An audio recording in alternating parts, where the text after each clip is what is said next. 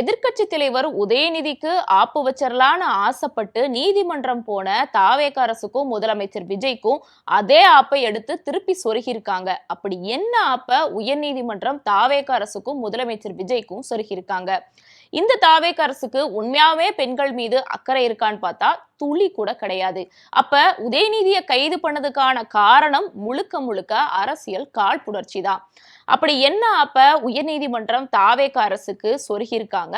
அதே சமயம் இந்த உதயநிதி அவர்கள் கைதுக்கு பின்னாடி தாவேகாவோட இன்னொரு முக்கியமான கட்சியும் கூட்டு சதி பண்ணிருக்கு. அப்படி என்ன கூட்டு சதிய இன்னொரு கட்சி பண்ணிருக்குங்கிறத நியூஸ் பிளிக்ஸ் ரிப்போர்ட்ல விரிவா பார்த்தரலாம்.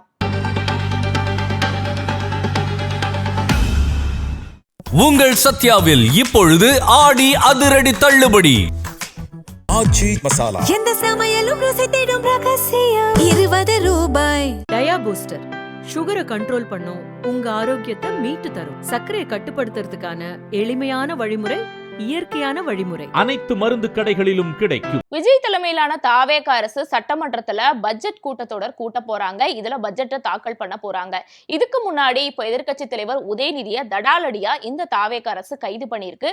இந்த சூழ்நிலையில திமுகவினர் பலரும் எல்லாருமே கூடி ரோட்ல இறங்கி தமிழகம் முழுக்க எல்லா மாவட்டங்களையுமே போராட்டம் பண்ண ஆரம்பிச்சாங்க. இதை பார்த்து பயந்து போன இந்த தாவேக அரசு இப்போ சென்னை உயர்நீதிமன்றத்துக்கு போயிருக்கு. போன இடத்துல சென்னை உயர்நீதிமன்றம் இந்த மாதிரி பேசுனதுக்காகலாம் ஜெயில வைக்க முடியாது, இதுக்காகலாம் கைது பண்ண முடியாது, நாளைக்கு சட்டமன்றம் வேற கூட போகுது, பட்ஜெட் வேற கூட போகுது, அதனால விடுதலை சேரும் அப்படிங்கிற மாதிரி சொல்லி உதயநிதி எதிர்க்கட்சி தலைவர் உதயநிதி ஸ்டாலினா இப்ப விடுதலை பண்ணிருக்காங்க. இந்த சூழ்நிலையில இப்ப தாவேக அரசுக்கு எதுக்குடா இப்ப கைது பண்ணி அசிங்கப்பட்டிருக்கோம், அது கோர்ட்டு வாசலை தேடி போய் அசிங்கப்பட்டிருக்கோம்னு பெரிய அவமானத்தை இந்த தாவேக அரசு வாங்கியிருக்கு. ஆனா இது பெரும்பாலும் வெளியே பேசு பொருளாகல. இப்படி உயர்நீதிமன்றம் தாவேக அரசுக்கு ஒரு ஆப்ப சொய்க்கிருக்கா. இன்னொரு பக்கம் பார்த்தா இந்த உதயநிதி ஸ்டாலின் அவர்கள் எதிர்க்கட்சி தலைவர் உதயநிதி ஸ்டாலின் அவர்கள் கைதுக்கு பின்னாடி முக்கியமான ஒரு கட்சி கூட்டு சதி பண்ணிருக்கோ அப்படிங்கிற கேள்வி இந்த இடத்துல வருது. அதுவும் இந்த எதிர்க்கட்சி தலைவர் உதயநிதி ஸ்டாலின் அவர்கள் கைதுக்கு எந்த கட்சியுமே ஆதரவு தெரிவிக்கல. ஆதரவு தெரிவிச்ச ரெண்டே கட்சி, ஒன்னு தாவேகா, இன்னொன்னு பாஜக. அதுலயும் பாஜகவை சேர்ந்த வானதி ஸ்ரீனிவாசனும் திருப்பதி நாராயணன் மட்டும்தான் வாழ்த்தி தாவேகா அரசை வாழ்த்தி பாராட்டு தெரிவிச்சு ட்வீட் ஒன்று போட்டிருந்தாங்க.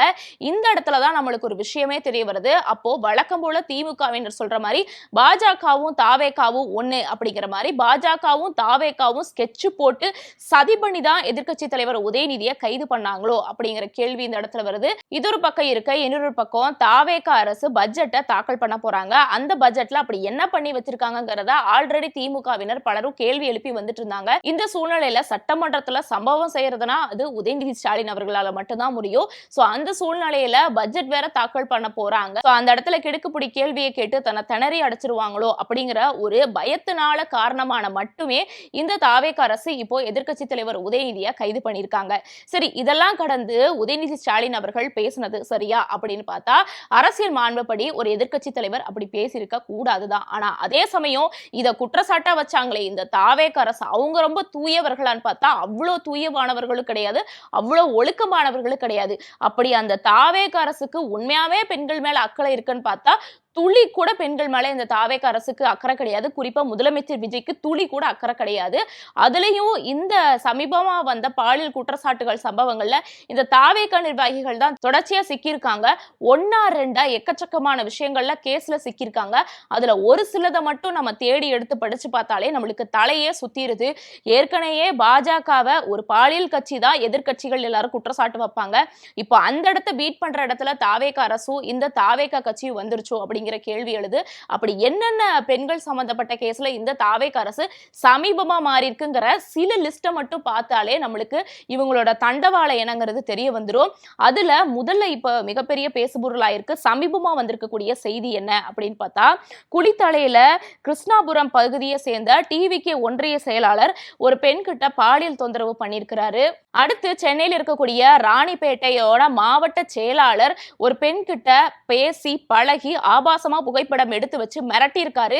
இதனால பயந்து போன பாதிக்கப்பட்ட அந்த பெண் அந்த தாவேகால ராணிப்பேட்டையோட எம்எல்ஏவா இருக்கக்கூடிய பெண் எம்எல்ஏவான தாகிரா கிட்டேயே போய் கம்ப்ளைண்ட் பண்ணியிருக்காங்க. ஒரு பெண் எம்எல்ஏவா இருந்துகிட்டு தன்னோட கட்சிக்காரர் இப்படி தப்பு பண்றாருன்னு திருப்பி தட்டி கேட்டாங்களான்னு கேட்டா கிடையாது.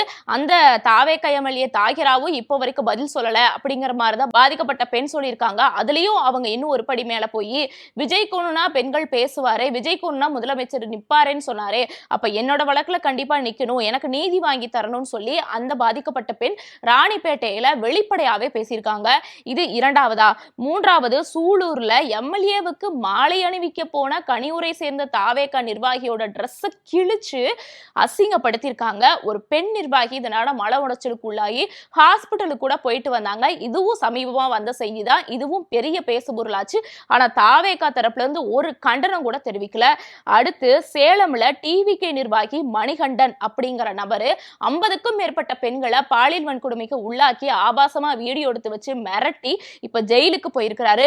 என்னதான் ஜெயிலுக்கு போனாலுமே பொள்ளாச்சி சம்பவத்தை எந்த அளவுக்கு இந்த முதலமைச்சர் விஜய் ஆட்சிக்கு வர்றதுக்கு முன்னாடி பேசுபொருளாக்குனாரோ, இந்த ஆட்சி வந்த அப்புறமா அதே பொள்ளாச்சி சம்பவம்க்கு ஈக்குவலான ஒரு சம்பவம் சேலம்ல நடைபெற்றுச்சு.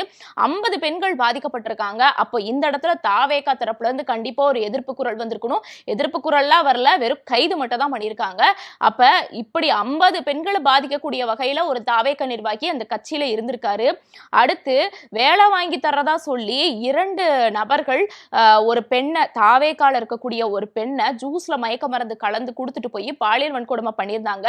இந்த பாலியல் வன்கொடுமை வழக்குல எம்எல்ஏ சரவணன், ஸ்ரீவைகுண்டம் எம்எல்ஏ சரவணனுக்கு லிங்க் இருக்குன்னு பாதிக்கப்பட்ட பெண்ணே வெளிப்படையா வந்து சொல்லியுமே அந்த எம்எல்ஏ ஸ்ரீவைகுண்டம் எம்எல்ஏவை இப்போ வரைக்கும் பதவியிலிருந்து தூக்கல. சோ இந்த லட்சணத்துல தான் இந்த தாவேகா அரசு இருக்கு. இவங்க மத்த பெண்களுக்கு நீதி வாங்கி தராங்க, மத்தவங்களை குற்றம் சுமத்துறாங்களாமா. இது மட்டும் தானா? இன்னும் ஒரு படி மேல போய் திருமணமான பெண்ணுகிட்டயே சென்னையில இருக்கக்கூடிய ஆலந்தூரை சேர்ந்த தாவேகாவோட பகுதி செயலாளரான வேம்புலி அப்படிங்கிற நபர் அத்துமீறி நடந்து நடுராத்திரி வீட்டுக்குள்ள புகுந்து அத்துமீறி நடந்திருக்காரு. இது மிகப்பெரிய சர்ச்சையாச்சு. இப்படி தொடர்ந்து பெண்களுக்கு எதிராக செயல்படுறதே இந்த தாவேகா நிர்வாகிகளும் தாவேகா கட்சியினர் தான். ஆனா இவங்க பெண்ணியத்தை பாதுகாக்கிறாங்களாமா, இவங்க பெண்களுக்கு ஆதரவா நிக்கிறாங்களாமா. இதெல்லாம் எங்க போய் சொல்றதுன்னு தெரியல. ஒண்ணு தப்பு செய்யறாங்க அப்படின்னா அது எதிர்கட்சி தலைவரா இருந்தாலும் அவதூறா பேசினாலும் அவரை விறுவிறுன்னு நைட்டோட நைட்டா கேஸ போட்டு அடுத்த நாள் 8 மணி நேரம் டிராவல் பண்ணி வந்து காலங்காத்தால 11 மணிக்கு கைது பண்ணாங்கல்ல. இந்த வேகத்தை சாமானிய பெண்கள் பாதிக்கப்படுறப்ப அவங்க பக்கம் நிக்கணும் கண்டிப்பா தாவேகா அரசு. ஆனா சாமானிய பெண்கள் பாதிக்கப்படுறப்ப ஒரு நியாயம், அவங்களுக்கு தெரிந்த அவங்களுக்கு பரிச்சயமான நபர் பெண்கள் பாதிக்கப்படுறப்ப ஒரு நியாயம் அப்படின்னு ஒருதலை பட்சமா மட்டுமே இந்த தாவேகா அரசு வந்ததுல இருந்து செயல்பட்டு வந்துட்டு இருக்காங்க. அதுலயும் இந்த பெண்கள் சம்பந்தப்பட்ட விஷயத்துல திமுக எதிர்கட்சி தலைவர் தான் தப்பு பண்றாருங்கிற மாதிரி ஒரு பப்ரகாண்டாவை வைக்கிறாங்க. ஆனா இந்த சைடு பார்த்தா தாவேகா கட்சியினரும் தாவேகால இருக்கக்கூடிய நிர்வாகிகளுமே இந்த தப்ப பண்றாங்க. ஆனா அதை பத்தி தாவேகா தரப்புல இருந்து ஒருத்தர் கூட வாயை திறந்து பேசல. சரி, சாமானிய பெண்களுக்கு தான் இந்த தாவேகா அரசு ஆதரவா நிக்கல, தப்பு பண்ணவங்களை வந்து சிலரை கைது பண்ணி சிலரை கைது பண்ணாம இருக்காங்க அப்படின்னு சொல்லிட்டு பார்த்தா திமுக எம்எல்ஏ மார்கண்டேயன் சர்ச்சைக்குரிய வகையில பேசினாருன்னு தடாலடியா கைது பண்ணப்பட்டாரு. ஆனா இங்க பார்த்தா அதே அவருக்கு ஈக்குவலா அமைச்சர் ஜெகதீஸ்வரி ஒரு தாவேகா நிர்வாகிக்கு கொலை மிரட்டல் விட்டுருக்காங்க. அந்த ஆடியோ பயங்கரமா வைரல் ஆச்சு. அதாவது முதலமைச்சரை கொலை மிரட்டல் பண்ணா திமுக எம்எல்ஏவை கைது பண்ணுவேன், அதே தாவேகா நிர்வாகிய தாவேகா அமைச்சரே கொலை மிரட்டல் விட்டா நான் கைது பண்ண மாட்டேன் அப்படிங்கிறது எந்த விதத்துல நியாயம்னு தெரியல. அதாவது உயர் பதவியிலையும் மேல இருக்கக்கூடிய தனக்கு க்ளோஸா இருக்கக்கூடிய ஆட்களுக்கு ஏதாவது பிரச்சனைனா இந்த முதலமைச்சர் விஜயும் தாவேகா அரசு உடனடியா நடவடிக்கை எடுக்கிறாங்க. ஆனா தன்னோட சொந்த கட்சியில இருக்கக்கூடிய ஆட்களே தப்பு பண்ணும் போது இல்ல அவங்களுக்கு ஒண்ணுனா இந்த தாவேகா அரசு கூட நிக்கிற மாதிரி தெரியல. அந்த இடத்துலதான் இந்த தாவேகா அரசு அம்பலப்பட்டு போறாங்க. இவங்க பெண் உரிமையை பாதுகாக்கிறவங்களும் இல்ல, பெண்களுக்கு பாதுகாவலர்களும் கிடையாது. இவங்க கிட்ட இருந்து இவங்களோட கட்சி நிர்வாகிகள்ட்ட இருந்து பெண்களை பாதுகாக்கிறதே தாவேகா அரசுக்கு ஒரு பெரிய வேலையா இருக்கும். இந்த சூழ்நிலையில சாமானிய பெண்களையும் காப்பாத்தல, கொலை மிரட்டல் விட்ட அமைச்சர் ஜெகதீஸ்வரியையும் பதவி நீக்கம் செய்யல. ஆனா அந்த சைடு பார்த்தா எதிர்க்கட்சி தும்முனா குத்தம், இருமுனா குத்தம், அவங்க தப்பு பண்ணா குத்தம் அப்படின்னு முழுக்க முழுக்க ஒருதலை பட்சமா மட்டுமே இந்த தாவேக அரசு செயல்பட்டு இருக்குங்கிறது இந்த சின்ன ஒரு விஷயத்துல இருந்து மட்டுமே நம்மளுக்கு தெரிய வருது. சரி, இது எல்லாத்தையும் கடந்து இனிமேலும் நடக்கக்கூடிய பெண்கள் சம்பந்தப்பட்ட குற்ற சம்பவங்களுக்கு தாவேக அரசு அதீத வேகத்துல 2x ஸ்பீட்ல வேலை செஞ்சாங்களா, அந்த மாதிரி வேலை செய்வாங்களா நம்ம பொறுத்திருந்துதான் பார்க்கணும். முதலமைச்சர் விஜய் கோவை சிறுமி பாதிக்கப்பட்ட வழக்கிலேயே உடனடியா நாங்க பாதிக்கப்பட்டவங்களுக்கு நீதி வாங்கி தருவோம்னு சொல்லியிருந்தாரு. ஆனா இப்ப வரைக்கும் அந்த கேஸ் என்ன நிலைமையில இருக்குன்னு கூட தெரியல. சரி, அது இருக்கட்டும். இவரோட மனைவி, அதாவது முன்னாள் மனைவி சங்கீதா அவர்கள் கேஸ் ஒண்ணு போட்டிருந்தாங்க. அந்த கேஸ் போட்டனால இந்த சங்கீதா அவர்களை இந்த தாவேக கட்சியை சேர்ந்த பலருமே ரீல்ஸா போட்டு கொச்சப்படுத்தி சோசியல் மீடியால அசிங்கமா பேசுறாங்க. அப்போ அவங்களையெல்லாம் எதிர்த்து முதலமைச்சர் விஜய் ஒரு வார்த்தை கூட திறக்கல, அல்லது கைது நடவடிக்கையை ஒருத்தர் கூட எடுத்ததா தெரிய வரல. அதே சமயம் இன்னுமே நிறைய பெண்களை தாவேக நிர்வாகிகளோ அல்லது தாவேக கட்சியை சேர்ந்தவங்களுமே கொச்சப்படுத்தி பேசிட்டு வந்துட்டு தான் இருக்காங்க. ஆனா இதை பத்தியும் முதலமைச்சர் விஜய்க்கு கண்ணுக்கு தெரியுதா இல்ல கண்டுக்காம இருக்காரான்னு தெரியல. சாமானிய பெண்களுக்கு ஒண்ணுனா தக்காளி சட்னி, தனக்கு வந்தா ரத்தம்ங்கிற மாதிரி அவங்களுக்கு ரொம்ப பரிச்சயமானவங்களுக்கு ஒண்ணுனா மட்டுமே உடனடியா கைது நடவடிக்கையில இறங்குறாரோ அப்படிங்கிற கேள்வி இந்த இடத்துல வருது. பொறுத்திருந்துதான் பார்க்கணும். அடுத்தடுத்து வரக்கூடிய பெண்களுக்கு எதிரான குற்ற சம்பவங்களை இதே வேகத்துல இந்த தாவேக அரசு ஈடுபடுதாங்கிறத பொறுத்திருந்து பார்ப்போம். தொடர்ந்து இணைந்திருங்கள். நாளைக்கு வேற ஒரு அப்டேட்டோட சந்திக்கலாம். நான் சிலம்பு செல்வி.